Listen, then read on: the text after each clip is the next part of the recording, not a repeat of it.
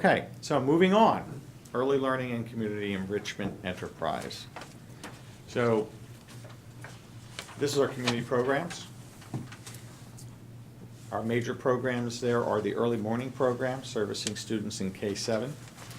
We have approximately 960 students in that program. The after-school program services over 1,000 students. We have enrichment programs such as in tennis, arts, STEM, coding, robotics. And we have the Early Learning Academy, which provides a program for approximately 162 students.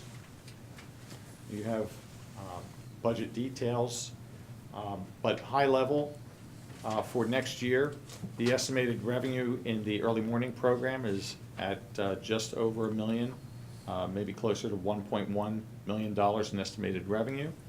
Our projected expenditures, almost $700,000, and our net income would be estimated at $360,000 for next year. In our after-school program, a higher estimated revenue, greater level participation as well, $2.1 million in estimated revenue. Our projected expenditures at $1.7 million, and our net income is estimated at $417,000. Our enrichment programs, our estimated revenue, $154,000, projected expenditures, $207,000. In this particular program, it has historically run at a net loss, but the net loss has been lesser than it had been in the past at approximately $53,000 is the projected. And Mr. Giuliano, can you explain the rationale why in past we've kept that program? It provides a variety of programs that are of interest to the community. So some of the ones that I noted earlier were there are programs in the arts, there are programs in robotics, in coding. So there are some kind of specialty programs that are of real interest to the students. And so we've continued to provide them because of the demand for them. But the cost for those programs does not outweigh the revenue that comes in for them. Okay. Question, just help me understand that on the early morning program, when I was going through the numbers, the net income has grown, or you're budgeted to grow sevenfold over from 9 years ago. I'm showing a $50,000 in early morning income in 2010 compared to $360,000 now. What changed? Why is this acceleration so high and not the, I guess, the after school is a much slower pace? That I can't answer directly. Joe, do you happen to know the answer to that?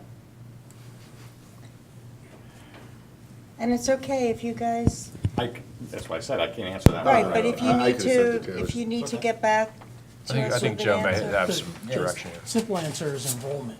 When we first started, we grew the program slowly, because it was new to us. So enrollment continues to increase. We've also tried to establish more a standardized student-to-teacher ratio, student-to-staff. So, through the years, we've continued to fine-tune it to offer, the best program that we can and return a profit. And I hear the program's great, but I'm even looking at from 2018, you're at a $65,000, and then the budget on 2019 is $292,000. That's great. It's, I want that. Yeah, I mean, Absolutely. yeah, That's So- great, it's a great return on investment. so, You're the putting your other, investment hat on. yeah, that's a good return. so the other thing is, it's a budget, right? It's a projected budget, best-case scenarios, with some enrollment factors if we don't meet the criteria.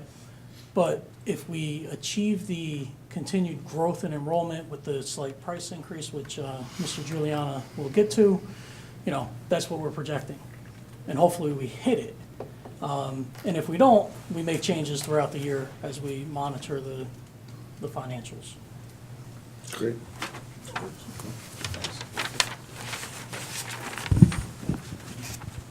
So Barney, I have a question for you. Yes, sir. So the enrichment program, early learning program, So all those are serving out from K to 7. And why those programs can make very significant profit, but the enrichment will keep losing money? What happened? What's the difference between the programs? One of the issues with the enrichment programs, and Just feel stay free, here, Joe. but one of the Joe, stay. issues with the enrichment I can help programs with that. is much of that requires contracting services to come in and do those programs for us.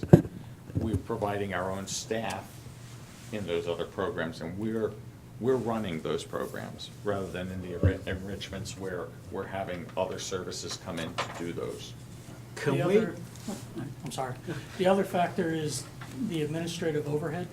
So, you know, we allocate the costs to each program based off of enrollment.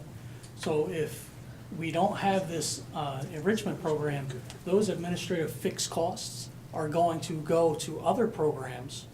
And the deficit of 53,000, the administrative cost is actually greater, that would have to be spread, so it will be a greater impact. So at least we're bringing in revenue to offset. Right. So we have fixed costs, whether we have the program or not, we have no, whatever the cost is, salary, benefits. So when we look at it, even though it's a net loss, it's better than if we didn't have the program, if that makes sense. Yeah, and I think it's half a question, half a comment. I guess it does look bad because it's in the red, but seeing it firsthand, some of these children would have no other option to get an art class after school. Right. I worked at Hammersholt, and they would stay after school, and for what I would say, I guess, is a reasonable cost, as opposed to being transported to a private place to get these things, the basketball, the tennis, the training, and all that. Like you said, yeah, maybe it's shown a little loss in that line item, but the programs all together are showing profit. Absolutely. So we're giving a reasonable service, and they don't have to go anywhere. Right. They stay after Hammersholt, they go to one of these enrichment programs, they get on a late bus and they're transported home. Right. So it's providing for a reasonable cost, even like you said, it sounds bad, but a reasonable loss. But I'm sure- These kids benefit from it And also in the greatly. elementary schools, take Hammersholt. Yeah, and they this, stay right at their It's, school, they right? stay Right. there, and it's Yep. something extra for them to do. Absolutely. A lot of these kids, I've been on the community programs before I got on to the Board of Education, and now I'm our liaison. There's a tremendous amount of kids that are in our school system from 7 o'clock in the morning to 6 o'clock at night. And it's increasing every year. Yeah. And Lou knows, I've asked this question 1,000 times. We've got a lot of kids that are there for 11 hours a day. And we need extra, even though the parents are paying extra for these things and we're losing money on it, it's a service we're providing for these kids that won't be doing anything else after school. Right. They're here. But again, We when need- we say we're losing money on it, again, the projected net income, revenue, and expenditures for the overall enterprise, Right. Right, which I'm sure you have coming up. Right there. Yeah, we're only you- losing on part of it. You also, if I could just tag to what Chad said, they're also paying, the kids that are already in the after-school program are paying a reduced rate to be in those enrichment programs. So you're actually, in some ways, you're still getting a little bit more, but it's not going to show there because they're paying for both programs at the same time. But what, So, again, not to harp on it, but what really matters is the bottom line of the entire enterprise. Right. yeah. But there was also an explanation that changed my mind on all this, actually, that it's more positive than it looks, is that explanation of fixed versus variable Yes. cost. Right. So what you're doing is, the salary of the staff, they'd be there anyway, and it'd be in one of the other sections. That's correct. If you didn't have this program. Yeah. So if you look at it and take out the salaries and benefits, it's actually positive. So after that explanation, that was very helpful. Excellent Good. point. That was just for you. Great I point, paid Juliana. attention, I just wanted you to know that was, I was paying attention, but that actually turned me around on looking at this. Good. So, moving on to the totals. Total projected net income in this area is $978,000. So this program has done very well. It is consistently improved over the years, and it is something that is valued by the parents and the students.